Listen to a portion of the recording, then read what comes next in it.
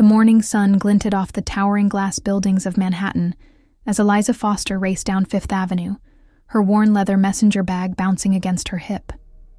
She was late, again.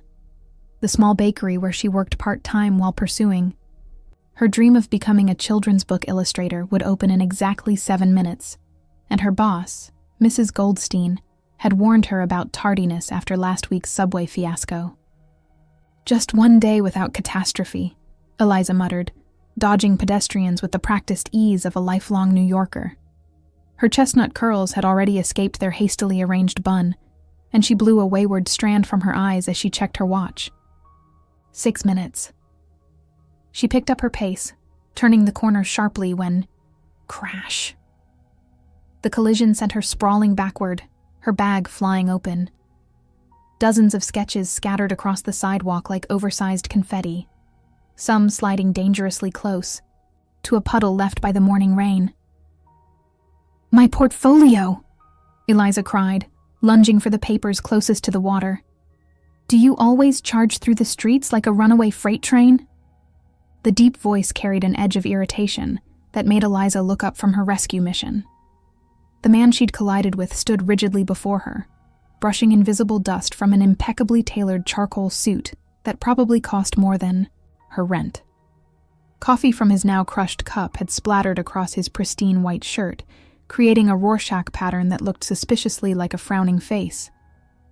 "I'm so sorry," Eliza said, though her apology lacked sincerity as she continued gathering her artwork. "But maybe if you weren't so focused on your phone." The stranger's eyebrows shot up in surprise, as if no one had spoken to him that way in years. He might have been handsome, if not for the scowl that seemed permanently etched onto his face. Sharp cheekbones, stormy gray eyes, and dark hair with a hint of silver at the temples that suggested he was in his late 30s. "Do you have any idea how important that call was?" he demanded. Eliza stood clutching her recovered sketches. "Probably about as important as my job, which I'm now definitely going to be late for." She glanced at her watch and groaned. "Make that fired." Something flickered across the man's face. Curiosity, perhaps, before the scowl returned. He bent down, surprising her by picking up one of her fallen sketches. It was her favorite, a whimsical illustration of a little girl teaching a grumpy dragon how to smile. "You drew this?" he asked, his tone less harsh. "Yes. Now if you'll just give it back." He studied it for a moment longer than necessary before returning it. "It's interesting." "High praise," Eliza said dryly, shoving it into her bag. "Look, I really am sorry about your shirt, but I have to go." "Wait." He reached into his pocket and pulled out a sleek business card holder. "Let me at least pay for your dry cleaning." Eliza laughed. "This sweater has seen the inside of a washing machine, not a dry cleaner. Besides, you're the one wearing coffee now." For a brief moment, his lips twitched, almost forming a smile. "Then let me compensate you for..." "I don't need your money." Eliza cut him off, then softened her tone. "But there is a coffee cart around the corner. If you're still here in about 3 hours, I'll buy you a replacement. That is, if I still have a job." Without waiting for his response, she spun on her heel and dashed toward the bakery, unaware that the stranger was watching her with an expression of bemused disbelief. Inside his pocket, his phone buzzed insistently with calls from his executive team. Nathaniel Blackwood, CEO of Blackwood Enterprises and number 17 on Forbes' billionaire list, was supposed to be in a boardroom right now, finalizing the acquisition of a struggling publishing house. Instead, he found himself staring after a whirlwind of a woman who had shown no interest whatsoever in his wealth or status, mainly because she had no idea who he was. And for the first time in years, Nathaniel found himself intrigued by someone who saw him as nothing more than an annoying obstacle in their path. "Sir?" His driver approached cautiously from the idling town car. "Your meeting started 5 minutes ago." Nathaniel nodded, but his thoughts remained with the artist and her grumpy dragon. His fingers brushed against something in his pocket, one of her sketches he'd picked up without her noticing. A small, colorful illustration of a bird with a broken wing being helped by a fox. Enemies in nature. Unlikely companions in art. "Tell them I'll be late," he said, making a decision that would change everything. "I need to get a change of clothes and cancel my afternoon." "May I ask why, sir?" Nathaniel looked down at the coffee stain on his shirt and felt an unfamiliar sensation, the desire to laugh. "I apparently have a coffee date in 3 hours." Mrs. Goldstein's weathered hands moved with practiced precision as she braided challah dough, her shrewd eyes fixed on Eliza. "So you're telling me you nearly flattened a man in a suit, and that's why you were 7 minutes late?" 6.5, Eliza corrected, tying her apron strings. "And he wasn't watching where he was going either." The elderly baker chuckled. "Only you, Eliza. Most girls try to meet rich men at charity galas, not by body-checking them on Fifth Avenue." "Who said anything about rich?" Eliza arranged freshly baked cookies in the display case. "And I'm not most girls, as you well know." Mrs. Goldstein's expression softened. "No, you certainly aren't.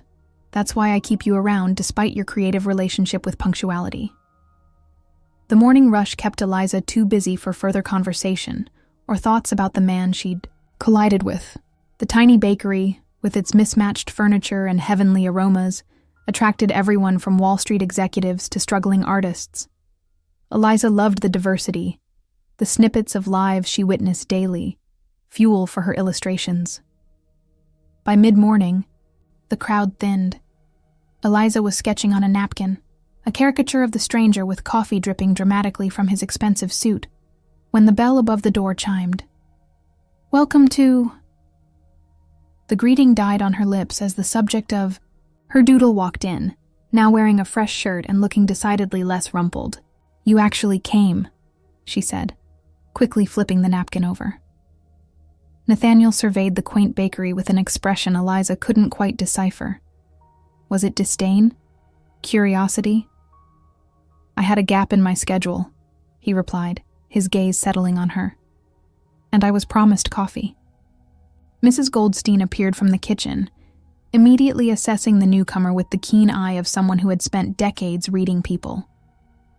"Eliza, take your break now. Use the corner table. It's quieter."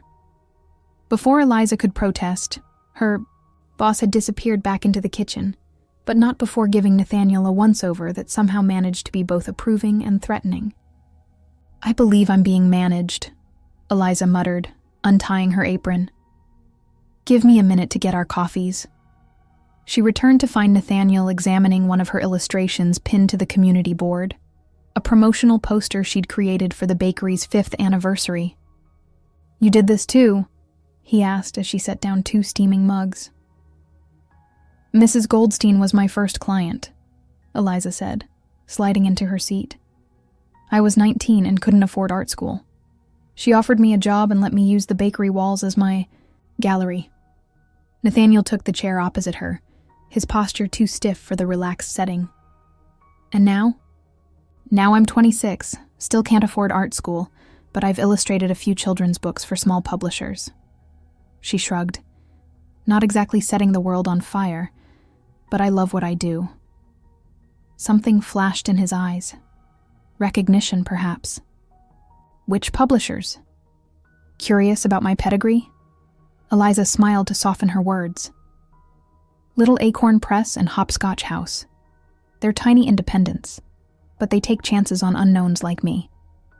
Nathaniel nodded, and Eliza had the distinct impression he was filing this information away. He took a sip of coffee, his eyebrows rising slightly. "This is excellent. Mrs. Goldstein's secret blend. She'd kill me if I revealed her sources." Eliza studied him. "So, do you have a name? Or should I keep thinking of you as Coffee Stain Guy?" A hint of a smile. "Progress.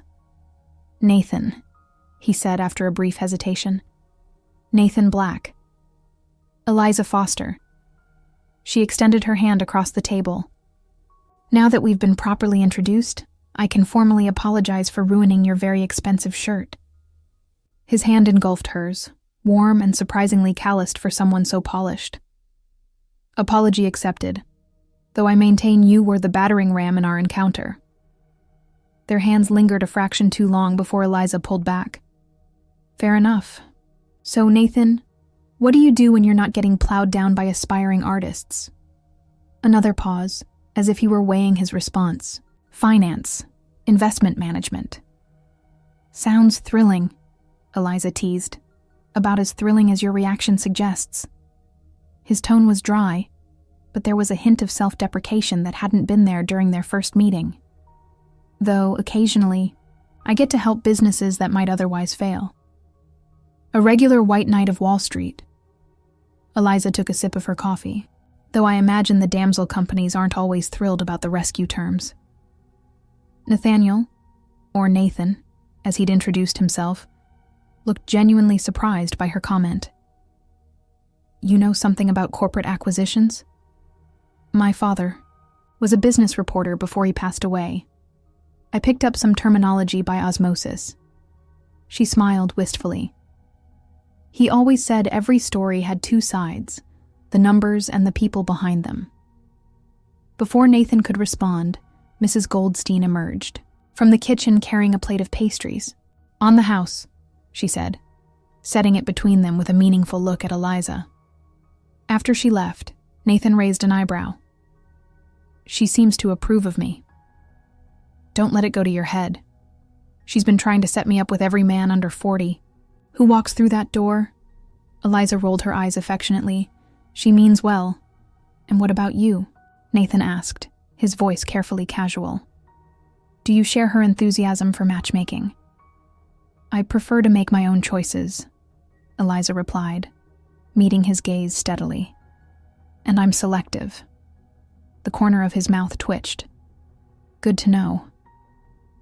A comfortable silence settled between them as they sipped their coffee. Eliza found herself studying his face, noting how his features softened when he wasn't scowling. There was something almost vulnerable in his eyes when he thought she wasn't looking. I have a proposition for you, Nathan said suddenly. Eliza nearly choked on her coffee. That escalated quickly. He actually laughed then, a rich sound that transformed his face entirely. Not that kind of proposition. A professional one. I'm involved with a publishing company that's looking to refresh its children's book division. Your style might be exactly what they need. Eliza's heart raced. Are you serious? I rarely joke about business opportunities. He pulled out his phone. Give me your contact information. I'll arrange a meeting. As she recited her number, Eliza couldn't shake the feeling that there was more to Nathan Black than he was revealing. But for now, the possibility of a real breakthrough in her career overshadowed her skepticism. Why are you doing this? She asked as he rose to leave. Nathan paused, considering her question with surprising thoughtfulness. Let's just say I believe in unlikely partnerships, he replied, pulling something from his pocket. Her sketch of the bird and fox that she hadn't even realized was missing. Sometimes the most unexpected connections yield the best results. As he handed her the drawing, their fingers brushed, sending an unmistakable current of electricity between them. Eliza watched him walk away, wondering what exactly she had gotten herself into and why the prospect excited her more than it should. You're meeting with Wonderland Publishing tomorrow? Eliza's roommate Zoe nearly spilled her glass of wine. The Wonderland Publishing? How did you swing that? Eliza sat cross-legged on their threadbare couch, scrolling through the publisher's impressive catalog on her tablet. Remember the guy I literally ran into? Turns out he has connections. Coffee Stain Guy got you a meeting with one of the biggest children's book publishers in the country? Zoe raised a skeptical eyebrow. What's the catch? No catch. He's in finance. Works with the company somehow. Eliza shrugged, trying to appear nonchalant despite the butterflies in her stomach. He said they're looking to refresh their creative talent pool. Zoe leaned forward, her eyes narrowing. And what's his name again? This mysterious financial fairy godfather? Nathan Black. The name felt strange on Eliza's tongue, pleasant but somehow not quite right, like trying on someone else's coat. "And have you Googled him?" Zoe was already reaching for her laptop. "Because I'm getting serious too good to be true vibes." Not everyone exists on the internet, Zoe. But even as she said it, Eliza wondered why she hadn't looked him up herself. Was she afraid of finding nothing? Or perhaps more concerning, something? Lots of Nathan Blacks, Zoe murmured, scrolling through search results. "Any idea which investment firm he's with?" "He didn't say." Eliza bit her lip. "Actually, he was pretty vague about everything except my illustrations." Zoe gave her a pointed look. "You do realize how sketchy this sounds, right? Handsome stranger, offers amazing career opportunity after chance meeting."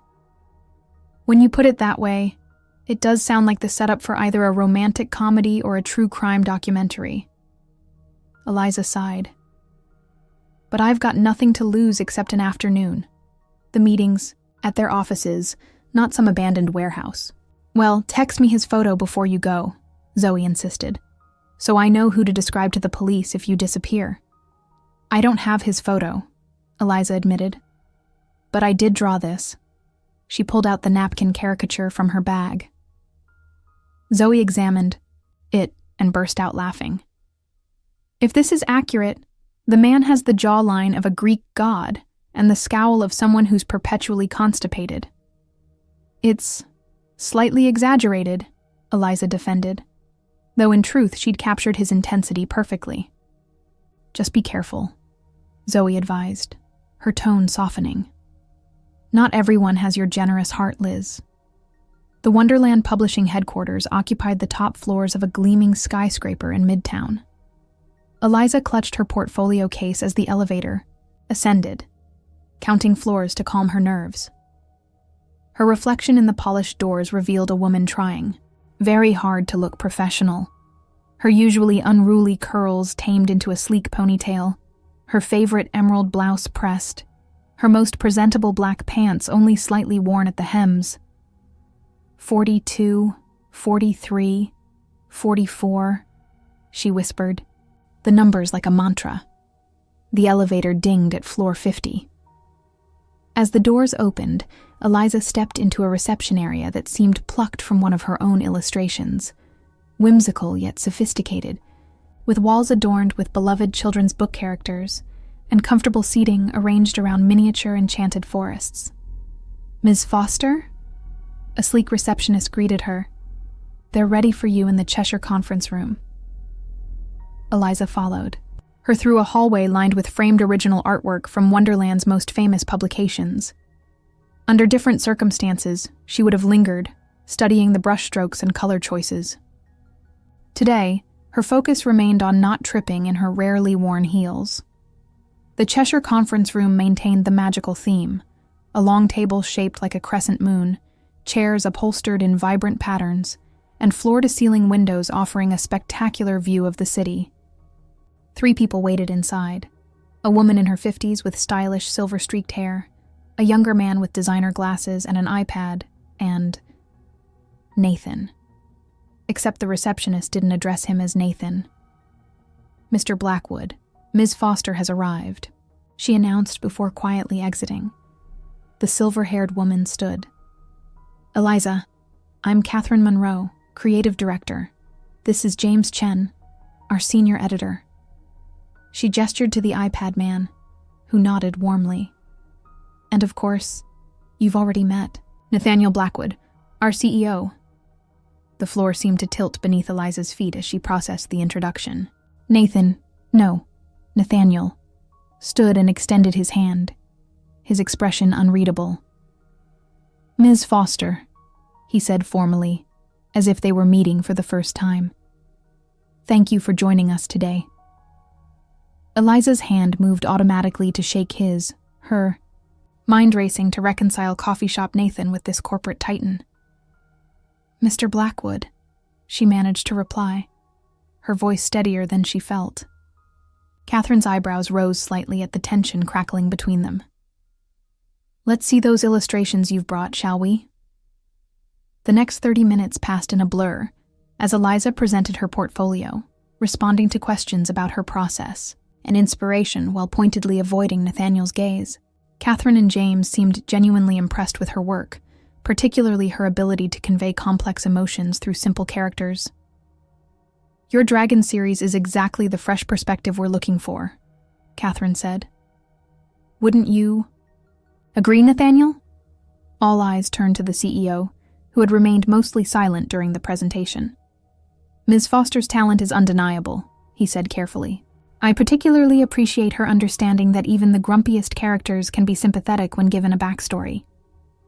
Eliza detected the double meaning in his words, and finally met his eyes, finding something that might have been an apology. There. We'd like to offer you a contract for the Dragon series, James announced, sliding a folder across the table. 6 books to start, with an option for more based on reception. Eliza's voice faltered as she glanced at the figures in the contract. The advance alone was more than she made in 2 years at the bakery. This is very generous. Talent deserves proper compensation, Nathaniel stated. Though I understand if you need time to consider. We'll give you a moment, Catherine said perceptively, motioning for James to follow her out. Nathaniel can answer any questions about our acquisition of your previous publishers. As the door closed behind them, a heavy silence descended. Eliza stood and walked to the windows, needing physical distance to process her swirling emotions. Acquisition? She finally asked, her back still to him. Blackwood Enterprises purchased Little Acorn Press and Hopscotch House last month, Nathaniel admitted, joining her at the window but maintaining a respectful distance. They were struggling financially, and you didn't think this was relevant. Information during our coffee? Her voice remained calm, though her hands trembled slightly. Or was that meeting just a way to scout talent without paying proper recruitment fees? Nathaniel winced. It wasn't like that. What was it like then, Mr. Blackwood? Or do you prefer Nathan when you're slumming with the working class? I deserved that, he acknowledged, running a hand through his hair. A surprisingly human gesture, for someone she now realized was one of the most powerful men in New York. After our collision, I was just going to buy you coffee as an apology. But then I saw your work, and decided to play fairy godfather. Eliza turned to face him, her disappointment evident. Why the charade? Why not just identify yourself? For the first time since she'd met him, Nathaniel Blackwood looked genuinely uncertain. Because when we met, you treated me like a normal person, not a balance sheet or a business opportunity or a media headline. Do you know how rare that is in my world? The vulnerability in his confession caught Eliza off guard. That doesn't excuse the deception. No, it doesn't, he agreed, surprising her again. But the offer is legitimate, Eliza. Your talent is extraordinary, and this contract was Catherine's idea, not mine. I just expedited the process. Eliza glanced down at the contract, then back at the man before her, powerful and privileged. Yes, but also strangely isolated in a way she was only beginning to understand. I need to think about this, she said finally. All of it. Nathaniel nodded, disappointment flashing across his features before his professional mask returned. Of course. Take whatever time you need. As Eliza gathered her portfolio, a thought occurred to her. The night we met, was there really a gap in your schedule, or did you reschedule something important for coffee with a nobody? You've never been a nobody, Eliza, he said quietly. And yes, I rescheduled a board meeting, worth every disapproving glare from my executives. Despite herself, Eliza felt a smile tugging at her lips. Must have been some glares. Positively withering, he confirmed, the tension between them easing slightly. Almost as severe as the one you're giving me now. This isn't my withering glare, Eliza informed him.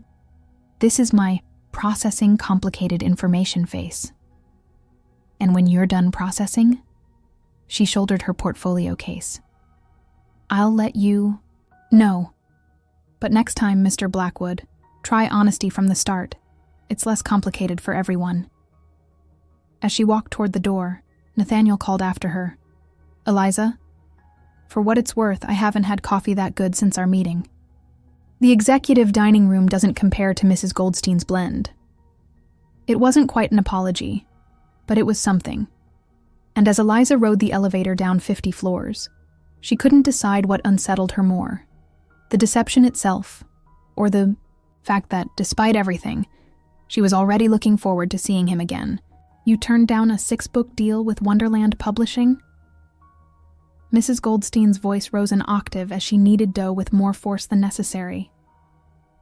Have you lost your mind, girl? Eliza continued wiping down the display case, avoiding her. Mentor's incredulous stare. I didn't turn it down exactly, I just haven't accepted yet. It's been 3 days! The older woman threw her hands up, sending a puff of flour into the air. What are you waiting for? Divine intervention? I'm waiting to be sure I'm making the right decision for the right reasons. Eliza straightened, tucking a stray curl behind her ear. The whole situation is complicated. Mrs. Goldstein's expression softened. This is about the man, isn't it?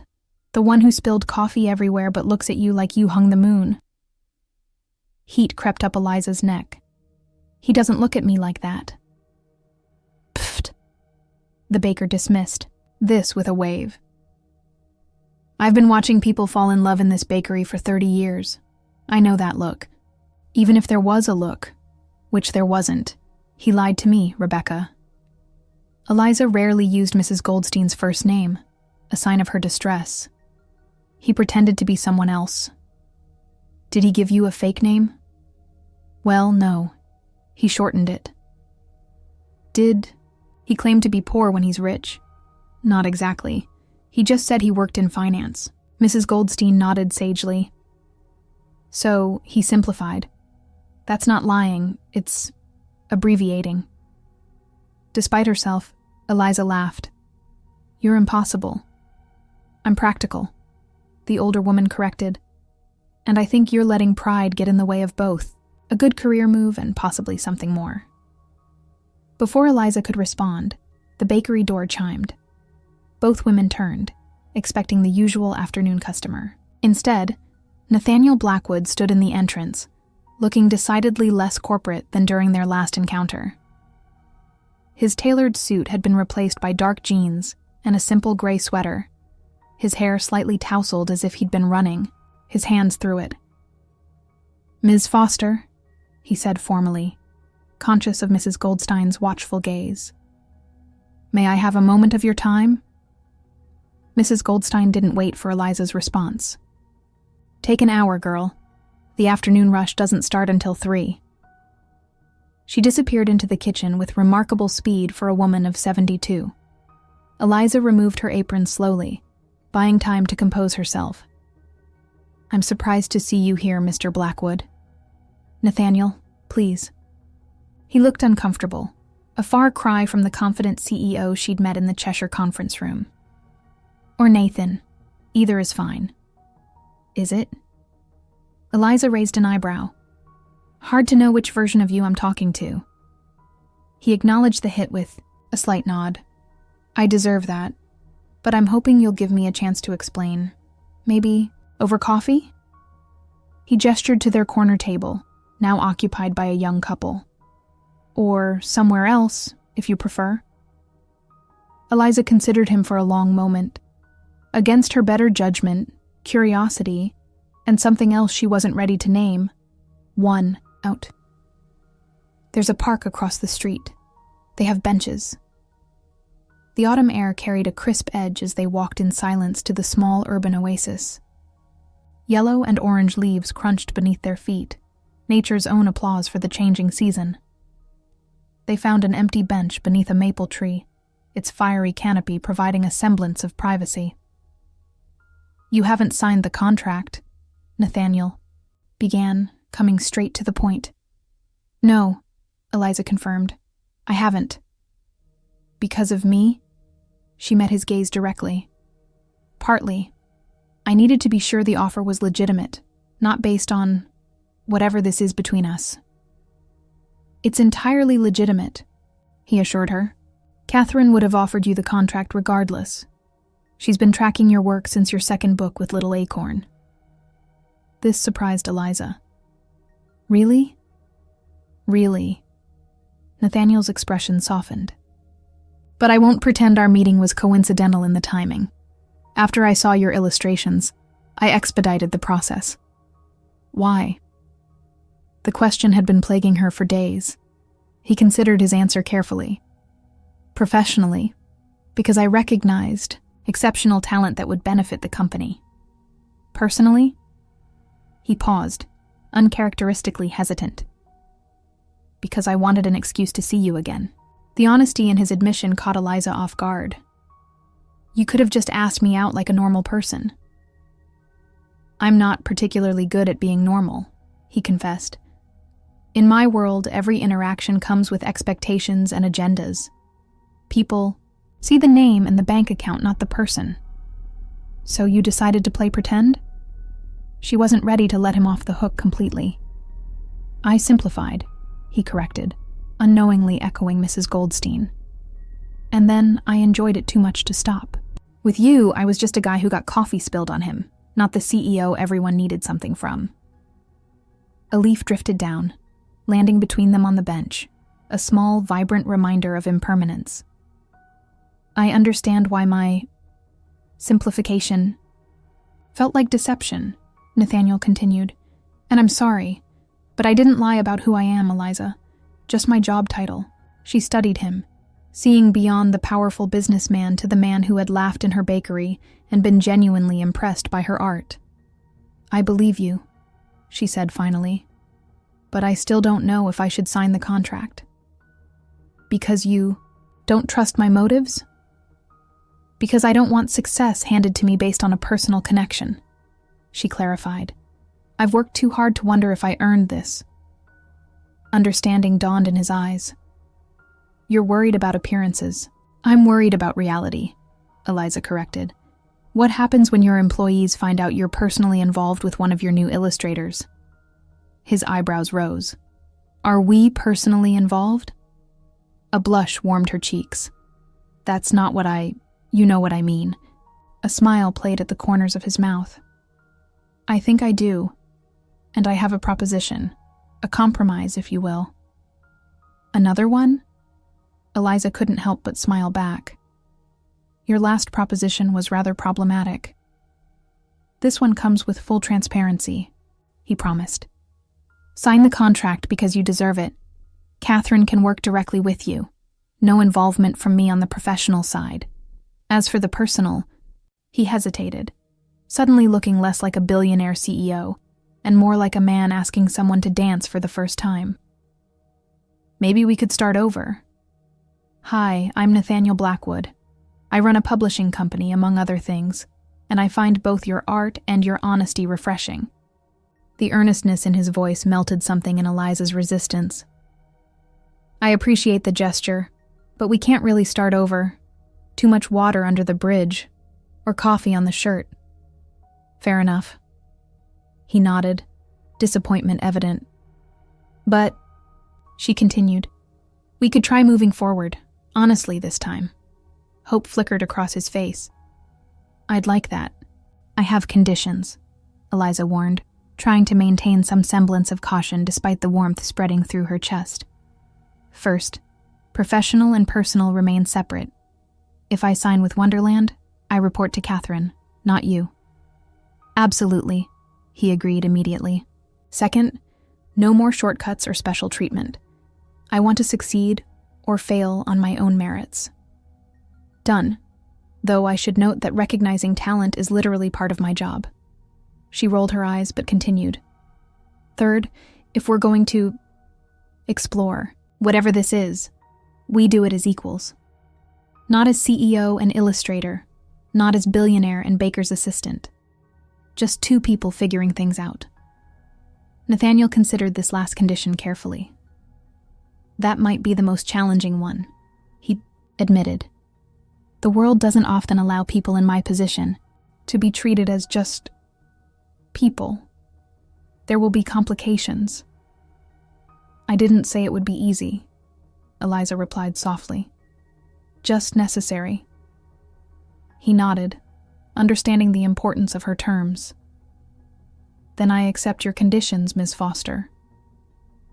Eliza, she corrected with a small smile. Eliza, he echoed, her name sounding different somehow when he said it, like a promise, or perhaps a prayer. They sat in companionable silence for a moment, watching leaves spiral down around them. Finally, Nathaniel spoke again, his voice lighter than she'd ever heard it. Since we're moving forward with honesty, I should confess something else. Eliza tensed. What now? I've been avoiding Mrs. Goldstein's almond cookies because I'm mildly allergic to nuts. But they smell so amazing I've been tempted to risk it. The unexpected admission startled a laugh from her. That's your big confession? It felt important to disclose all potential weaknesses, he said with mock seriousness, especially those involving baked goods. Well, in that spirit of full disclosure, Eliza responded. She makes incredible ginger snaps that are completely nut-free. Nathaniel stood and offered his hand. Shall we investigate this claim? I believe you still have 40 minutes of your break left. Eliza hesitated only briefly before placing her hand in his. For scientific purposes only, of course. Of course, he agreed, his smile reaching his eyes for perhaps the first time since they'd met. Though I should warn you, I take cookie testing very seriously. As they walked back toward the bakery, their hands remained linked, neither wanting to be the first to let go, and when Mrs. Goldstein spotted them through the window, her knowing smile suggested that some stories, even those with complicated beginnings, might still find their way to happier endings. You're dating Nathaniel Blackwood? Zoe's voice reached a pitch previously achievable only by dolphins. The Nathaniel Blackwood, as in number 17 on the Forbes billionaire list? That Nathaniel Blackwood? Eliza winced, adjusting her phone while sketching at her desk in Wonderland Publishing's Illustrator studio. We're not exactly dating. We're getting to know each other. Over dinner at Le Cirque and front row tickets to Hamilton? Her roommate's incredulity traveled clearly through the speaker. That's dating, Liz. That's dating with a capital billionaire. Keep your voice down, Eliza hissed, glancing around the studio where several other artists were working. 3 weeks into her new position, she'd managed to maintain a professional separation between her work life and her increasingly public personal life. And we've also had hot dogs in Central Park and coffee at Mrs. Goldstein's. He's not always extravagant. Just 90% of the time, Zoe countered. Have you seen today's page 6? Eliza's stomach dropped. No, why? Publishing titan and unknown artist, romance blooms. There's a photo of you two leaving that charity gala last night. You look gorgeous, by the way. Oh, God. Eliza put down her pencil, a sinking feeling replacing her earlier creative momentum. What does it say? The usual speculation. Hints that you might be a social climber. Questions about how you met. Wondering if your contract with Wonderland is related to your relationship with the boss. Exactly what she'd feared. Eliza closed her eyes briefly. This is why I wanted to keep things quiet. Too late for that. Dating one of New York's most eligible bachelors comes with a spotlight, hun. Zoe's tone softened. How's he handling it? Better than I am, Eliza admitted. He's used to the attention. I nearly had a panic attack when those photographers appeared outside the gala. And yet he didn't whisk you away in a private helicopter? I'm disappointed in his billionaire rescue techniques. Despite her anxiety, Eliza laughed. He offered. I told him running would make it worse. Look at you, already thinking like a celebrity. Zoe paused. But seriously, Liz, are you happy? Is he worth all this? The question gave Eliza pause. The past month with Nathaniel had been a whirlwind of contrasts. Private jets and public parks, 5-star restaurants and late-night pizza, passionate debates about art and comfortable silences. Behind the famous name and intimidating reputation, she discovered a complex man, brilliant but lonely, confident yet vulnerable in ways that resonated with her own insecurities. "He makes me laugh," she said finally. "And he looks at my art the way Dad used to, like he can see the story behind every line. But most importantly, when we're together, he's just Nate, not the CEO or the billionaire. Just a slightly grumpy man who takes his coffee black and falls asleep during nature documentaries." "You've got it bad," Zoe concluded. "Just promise me you'll be careful. Not everyone adapts to that world successfully." "I'm not trying to adapt to his world," Eliza insisted.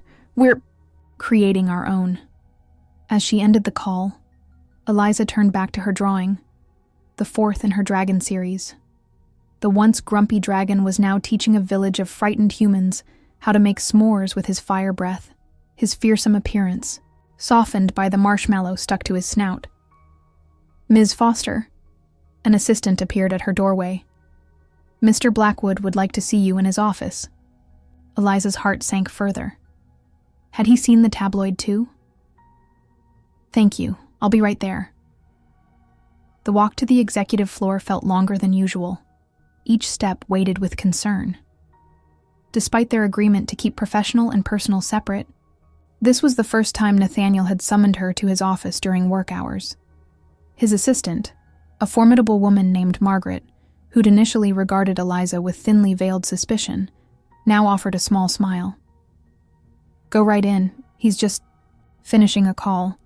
Nathaniel's office reflected the man himself. Impressive, yet understated, with floor-to-ceiling windows offering a panoramic view of the city he'd helped shape. Art from Wonderland's most successful books lined the walls, including, Eliza noticed with surprise, a framed original of her grumpy dragon illustration. He stood by the window, phone to his ear, his back to the door. Even in profile, the tension in his shoulders was evident.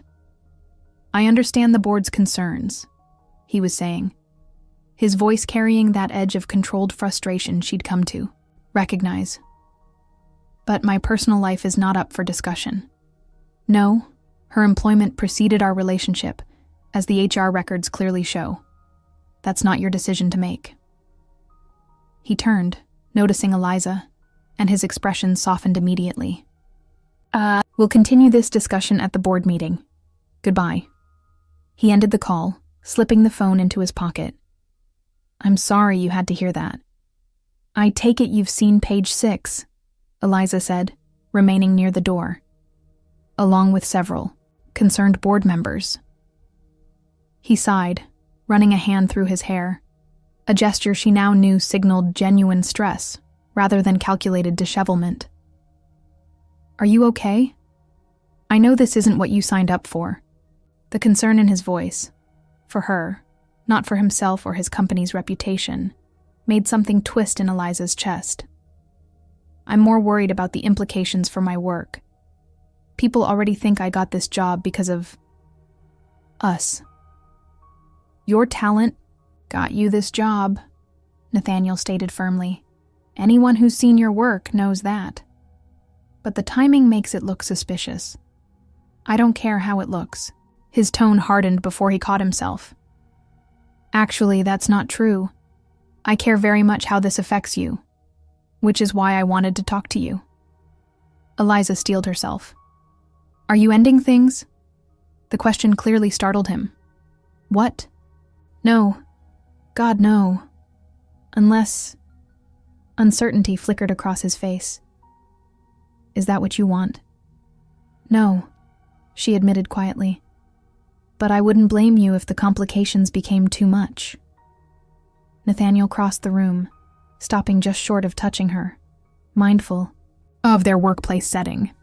"Eliza, I've spent most of my adult life managing complications. Board members, shareholders, competitors, the press. They're all simply obstacles to navigate. But this? He gestured between them. This matters. You matter. The simple sincerity in his words weakened her defenses. Then what did you want to talk about? A solution, I hope. He moved to his desk, retrieving a folder. Catherine has been invited to open a children's book illustration exhibition in London next month. She's suggested you accompany her to represent Wonderland's new talent. Eliza blinked in surprise. London? It's a legitimate professional opportunity, he assured her quickly. Your work deserves the international platform, but selfishly I was thinking it might also give us a chance to recalibrate. You're coming too? I have business in London that week. We could extend the trip afterward, perhaps a cottage in the Cotswolds. No photographers, no board members, no page 6. The offer was tempting, almost too tempting. That sounds suspiciously like running away. I prefer to think of it as strategic retreat. A hint of his dry humor returned. Besides, I'm told I have a castle over there that I've never actually visited. Seems a shame to waste it. A castle, Eliza repeated flatly. You have a castle you've never visited. Nathaniel had the grace to look slightly embarrassed. It came with a company acquisition. I'm told it's quite small as castles go. Despite herself, Eliza laughed. Only you would describe a castle as a minor real estate afterthought. His eyes crinkled at the corners. Is that a yes to London? It's a yes to the exhibition with Catherine, she clarified. The rest, let me think about it. This is all happening very fast.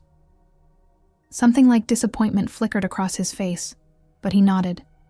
Of course. Take all the time you need. An awkward silence fell between them, charged with everything unsaid. Finally, Eliza gestured to the framed illustration on his wall. You kept it. Nathaniel followed her gaze to the grumpy dragon. It reminded me of myself, he admitted with a wry smile. Intimidating exterior. Misunderstood interior.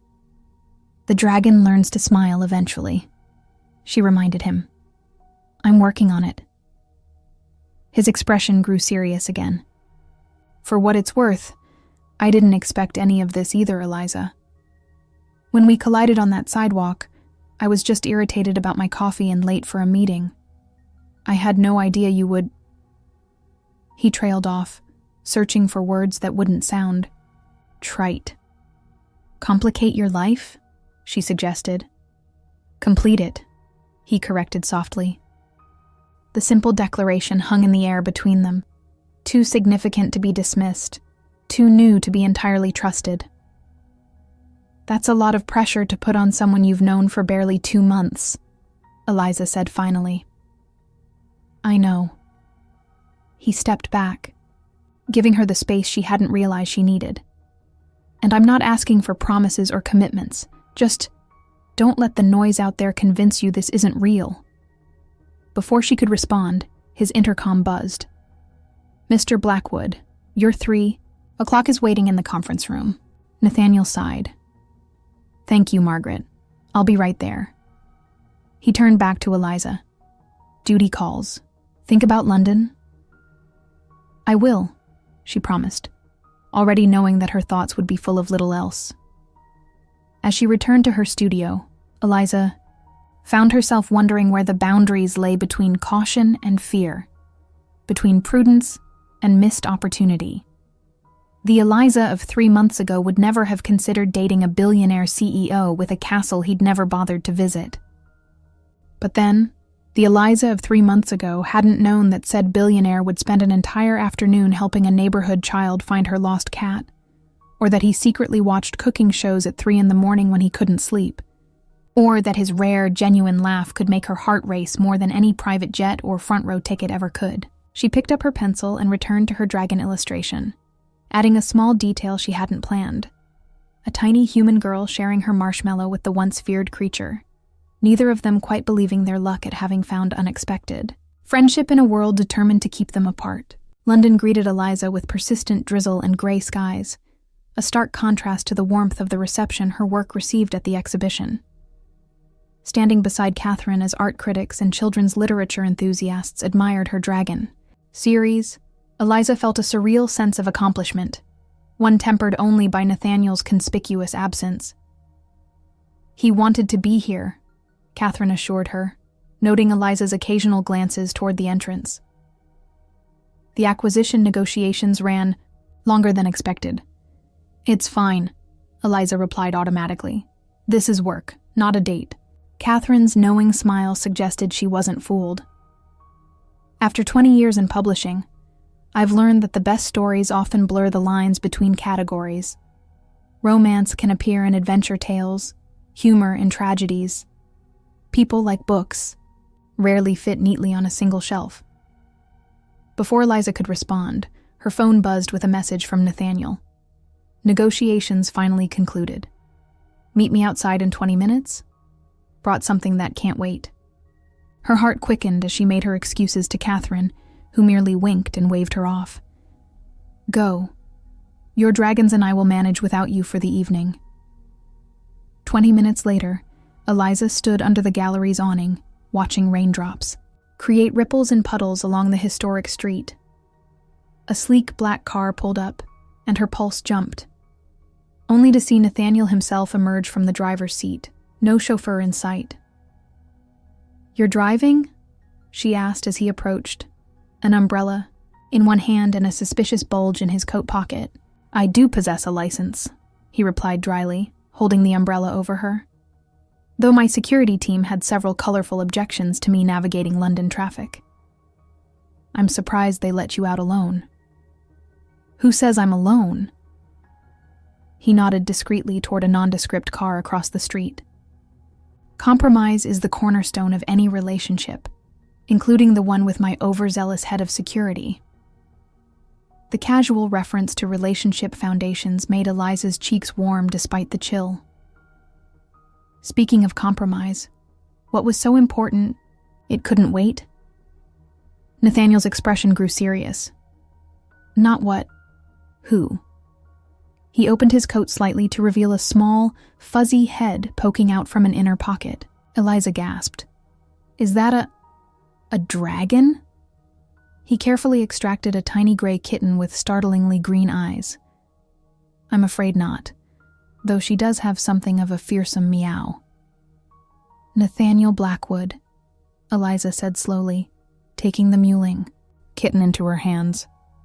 "Did you just attend high-level business negotiations with a kitten in your pocket?" In my defense, there was nowhere else to put her. He looked uncharacteristically sheepish. "The shelter called just as I was leaving for the meeting. She was scheduled to be..." He stopped, unable to say the words. "Let's just say her time was limited and I couldn't bear the thought of not getting there in time." Eliza cradled the kitten, who immediately began purring against her chest. "You interrupted billion-dollar negotiations to save a shelter cat?" "I delegated the final hour to my CFO," he corrected, "and I think you'll find she's worth considerably more than any corporate acquisition." The tenderness in his voice undid something in Eliza, the last thread of reservation she'd been clinging. This powerful man who commanded boardrooms and owned companies worth billions had rushed to save a single unwanted kitten, simply because he couldn't bear the alternative. "What's her name?" she asked softly. "I thought perhaps... Smudge?" He gestured to the gray smudge-like marking on the kitten's forehead. "Unless you prefer something else." "Me?" Eliza looked up in surprise. "What does my preference matter?" Nathaniel's eyes held hers steadily. "Because I was rather hoping she might be ours, together." The implication hung in the London mist between them. Not just shared custody of a cat, but everything such an arrangement suggested about the future. "That's a big commitment," she said carefully. "Cats live a long time." "So do feelings, when they're real." He stepped closer, sheltering both her and the kitten under the umbrella. "I know this began with deception and complications, Eliza, but somewhere between spilled coffee and board meetings and tabloid headlines, I found something I never expected. A pet adoption partner? She suggested, deflecting with humor even, as her heart raced. His lips quirked. Among other things, I found someone who sees me. Not the wealth or the name or the power, but the man who watches cooking shows at 3 a.m. and has a weakness for Mrs. Goldstein's ginger snaps. I do see you, Eliza acknowledged softly. The good and the occasionally insufferable. Only occasionally? His expression grew serious again. I can't promise it will be easy. My life comes with constraints and expectations that sometimes even I struggle with. But I can promise that with you, I'm more myself than I've ever been. And I rather like who I am when I'm with you. Smudge squirmed in Eliza's arms, batting playfully at a raindrop that had fallen from the umbrella's edge. What exactly are you saying, Nathaniel? He took a deep breath. I'm saying that I've canceled our reservations at the Cotswolds cottage. Oh. Disappointment washed over her, surprisingly acute. Because, he continued, reaching for her hand, I thought perhaps you might prefer to see that ridiculous castle after all. The one I've never visited. I hear the surrounding villages are filled with inspiration for children's book illustrations, quaint cottages, mysterious forests, possibly even a dragon or two. Hope replaced disappointment, but Eliza hesitated. What about your business? Obligations? Won't your board expect you back in New York? Let them expect. For once, the formidable CEO seemed entirely unconcerned with corporate demands. I've realized something important, Eliza. All these years I've been building an empire with no real understanding of what I wanted it for. Now I know. World domination via publishing? She teased gently. A life worth living, he corrected. One with meaning beyond balance sheets and acquisitions. One with laughter and creativity and unexpected joy. His thumb caressed her palm. One with you, if you'll have me. Eliza looked down at the kitten purring contentedly in her arms, then back at the man watching her with uncharacteristic vulnerability. The choice before her wasn't just about a holiday extension or even a relationship's progression. It was about embracing a future far different from anything she'd imagined for herself. Mrs. Goldstein will be insufferable when she hears about this, she said finally.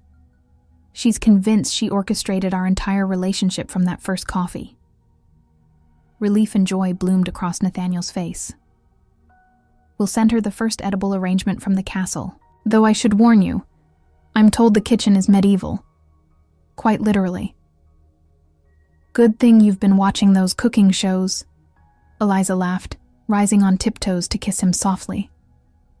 Against her chest, Smudge mewled as if in approval, a tiny guardian of this newfound happiness. So, Nathaniel murmured against her lips, is that a yes to castle exploration? It's a yes to us, Eliza clarified.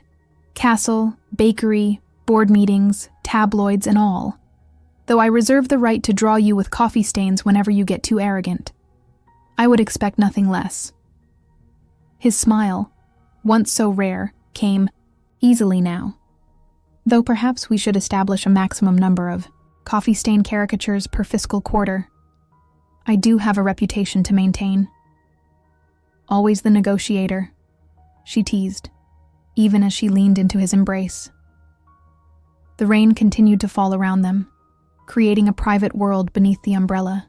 Neither noticed the discreet camera click from across the street, capturing a moment that would appear in the next day's papers, not as scandal or speculation, but as the simple, undeniable picture of two people who had found in each other something, worth more than all the wealth and success either could achieve alone. 6 months later, Mrs. Goldstein surveyed her kingdom with satisfaction. The bakery hummed with Sunday morning activity, the display cases nearly empty after the rush. In the corner, at what everyone now called their table, Nathaniel sat hunched, over his laptop, his expression one of intense concentration despite the powdered sugar dusting his expensive sweater. "You're working too hard, rich boy," she chided, setting a fresh cup of coffee beside him. "It's Sunday." He looked up with a smile that transformed his once perpetually serious face. "Not working. Reviewing. Eliza's final illustrations for book 3 came in yesterday." "Ah, the Dragon Tea Party," Mrs. Goldstein nodded knowingly. "How is my girl? Still enjoying that drafty castle?"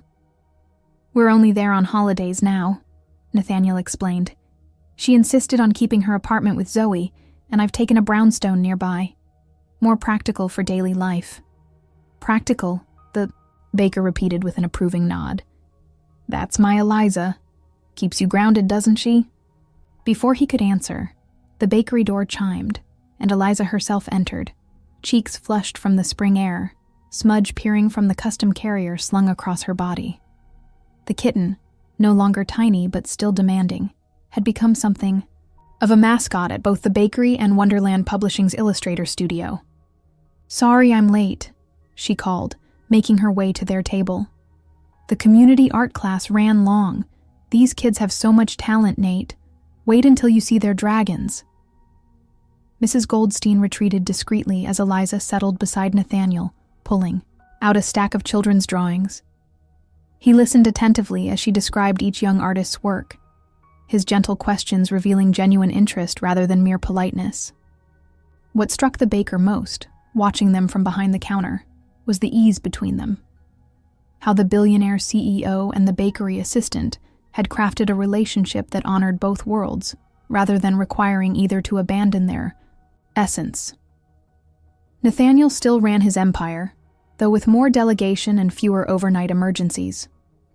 Eliza still worked part-time at the bakery between illustration deadlines and her new volunteer position teaching art to underprivileged children, a program quietly funded by the Blackwood Foundation. Their story had captured the public's imagination, creating unprecedented demand for Eliza's dragon books and their message of finding friendship in unexpected places.